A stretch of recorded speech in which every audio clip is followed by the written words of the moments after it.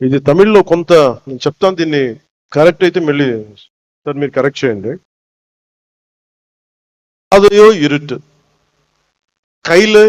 கையிலே விளக்கு இல்லை, வீடோ நெடுந்தொலைவில், வழி முழுவதும் மேடு பள்ளம், மனதில் துணிச்சல் தவிர வேறு இல்லை, அச்சமில்லை அச்சமில்லை அச்சமென்பதில்லையே என்று மகாகவி பாரதி சொல்வாரே, அதுதான் துணைக்கு வந்தது.